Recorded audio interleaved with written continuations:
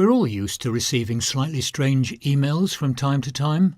Ones like Nigerians kindly offering to send us $1 million if we just send them $1,000 for administration purposes. Or that our PayPal account has been closed and that we need to click on a shady link to reopen it. Or similar from banks who've frozen our accounts, even though we don't actually bank with them. But it's never a real problem. We can usually spot that they're fakes by simply inspecting the email header. But what if you got a strange email without a header, which is actually technically impossible? So imagine UFO researcher Paul Dale Roberts' surprise when he received just that, and later 2 more, making 3 totally untraceable emails from an entity called Omega, an alien from the planet Venus. Here, verbatim, are the 3 emails that Paul received. Everything is written by Omega. First email from Omega. Hello, my name is Omega, and I represent a group of interdimensional beings called the Travelers. Interdimensional travel and time travel are one in the same, as whenever you make a shift in time, you leave that universe behind. There are an infinite variety of parallel universes living right on top of each other. We operate on the wave levels of a slightly different frequency, as do some humans. For a higher attuned person, they may see things or communicate with what they call spirits, angels, demons, and aliens, which actually describe higher dimensional entities. I, specifically, am waiting for disclosure to happen on a grander scale before I make myself known. Imagine the panic that would ensue if suddenly a group of terrestrials made themselves public. Now I shall tell you about me and the Travelers. We originated from Venus, in a different time, on a different plane of existence. Where I come from, there is no poverty, currency, hunger, pain, sleep, hate, or love. These are human things. Thought creates existence, and with enough thought power, you can achieve anything you want. We unlocked the secrets of time travel and made our first jump in 2100, when humans had settled on other planets and had become a Type 1 civilization. What we didn't know at the time was that each jump splits the world lines. This may help. Imagine 2 trains traveling next to each other at exactly the same speed, and you're on the roof of one of them.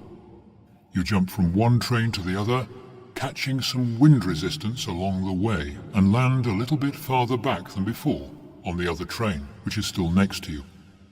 Your new train takes a dramatic left turn, and the old train makes a right. Both trains still exist, still move forward, and yet we are unable to jump back to our old train. The other thing we didn't know at the time was the severity of the ripple effect, cause and effect through time. Insignificant changes, hundreds of years before your time, led to dramatic scientific blunders that we could not have foreseen. On our second jump, we visited Earth's past, some 60,000 years ago, when humans were beginning to gather in larger numbers and create permanent residences.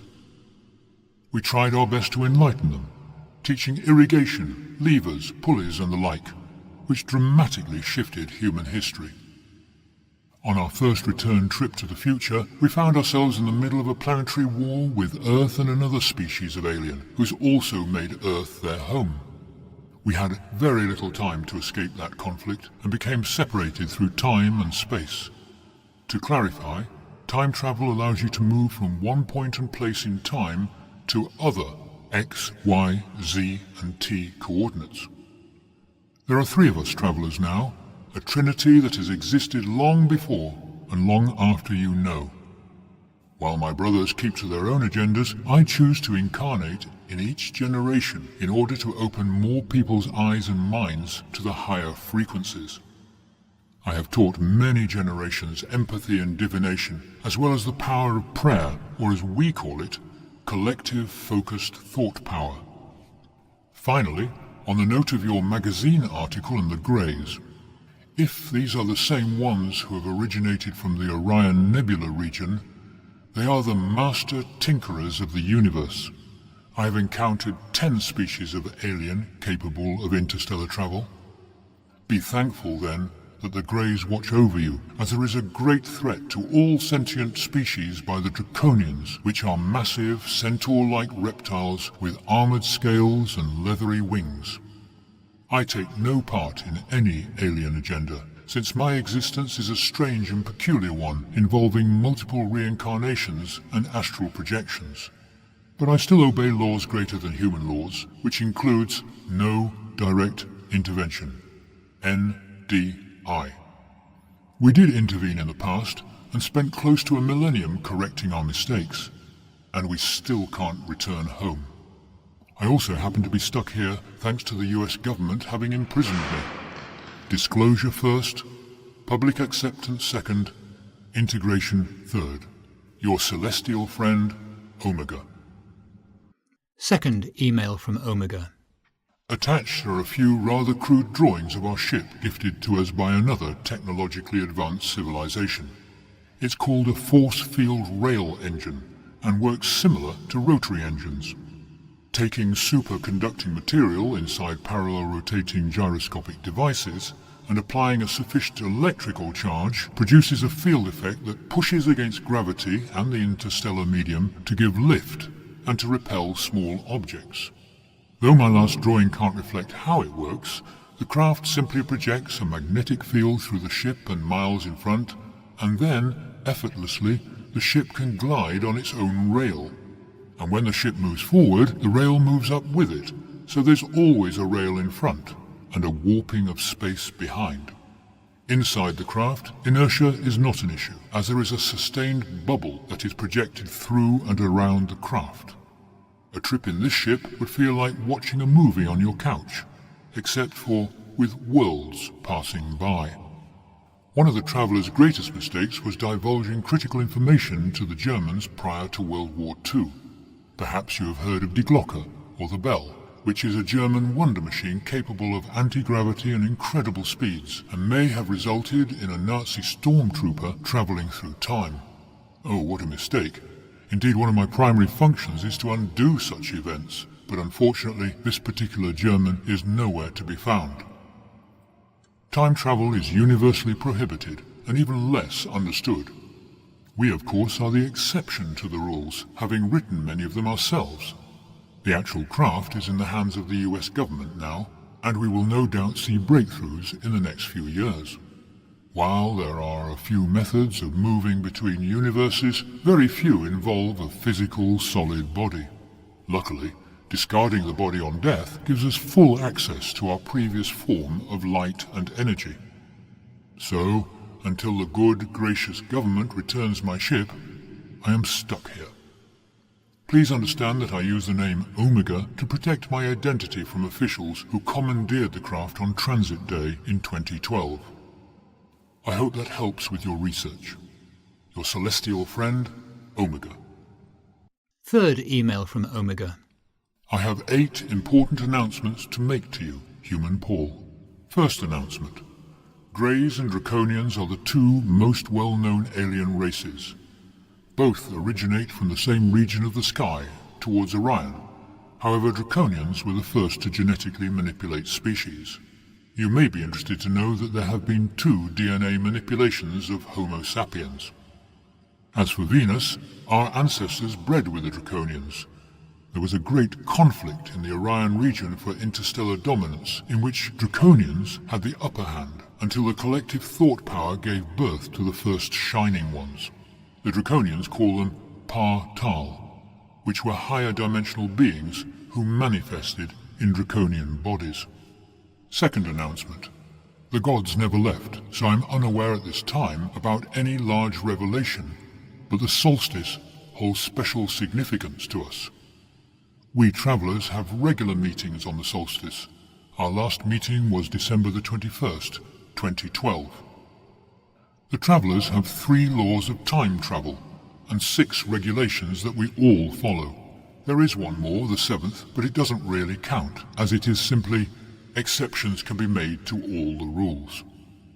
The first regulation states that we are no longer allowed to travel back before ancient Maya because we interfered too much with that civilization, which sadly has resulted in our longest-lasting conflict. Third announcement. The Mayans may have been referencing us, since our meetings fall on the same date every few thousand years. We are now dedicated to bring enlightenment and peace. Other aliens have other agendas, however, and the new age you are entering may be an age of integration, with humans beginning to populate the solar system and beyond. Fourth announcement. Each generation is subject to the interpretation of the scribes. I cannot speak for everyone, only about my interaction with Christianity, where I was known as the Archangel Uriel. The Hoppus Blue Star may be referencing another shining one, to whom Christianity refers as Lucifer or Marduk. But remember, humans are limited in their understanding of things, and will embellish stories to bridge the gaps. Fifth announcement.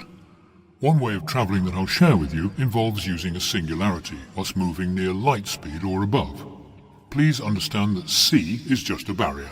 It helps to imagine the world lines as light emitted from your body, propagating forward in time. Under sufficient enough gravity, light bends. So, to answer your question, in what instance is gravity enough to bend light all the way round?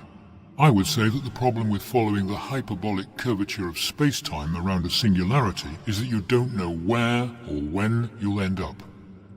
We found that out the hard way our first time. There are other variations, such as using wormholes, tachyons, and phase shifts, which is my preferred method. But with that, you don't even know what you'll end up as. Sixth announcement. Though there may be others that I don't know about, all 10 interstellar species have visited Earth, which may account for so many alien encounter variations. Seventh announcement. Greys operate in both the physical and slightly higher frequencies, so they have telepathy, astral projections and empathy, in addition to their physical superiority. I know Draconians prefer to infiltrate organizations of high authority, while Greys try to preserve peace. They have the most reports because they look so much like the stereotypical alien. Big black eyes, absence of noses, baldness, and so on. I don't know exactly what they want, since our interactions have been less than pleasant.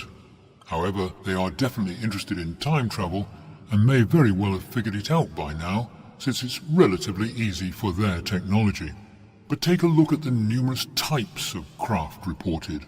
Cigars, saucers, boomerangs, deltas, and so on, for more evidence of multiple alien visitors. Eighth and final announcement. The US government knows about extraterrestrial visitors and works with the Draconians, Greys, Nordics, and Venusians. Think Omnek Onek, the female spiritual teacher from Venus. President Eisenhower's encounter with the so-called Nordic aliens, and so on. The Germans know because we previously worked with them. Die Glocke, theories of relativity, etc. The Russians know through the Tunguska event, and have just as many secrets as the US does. Oh yes, I do have a bit of a grudge against America, since I'm being kept here against my will. If only I could jump time again, and try to get home. One thing to consider with time travelers is that we have made multiple marks on history already, which at times violates causality, which is the greatest reason to keep it secret. Oh, in answer to your final question, yes, there is only one God, whose radiance shines down through all the dimensions. We all admire God, and aspire to be more godlike, but we too are imperfect. Your cosmic friend, Omega. Farewell. Paul Dale Roberts never heard from Omega again. The communication channel was closed forever.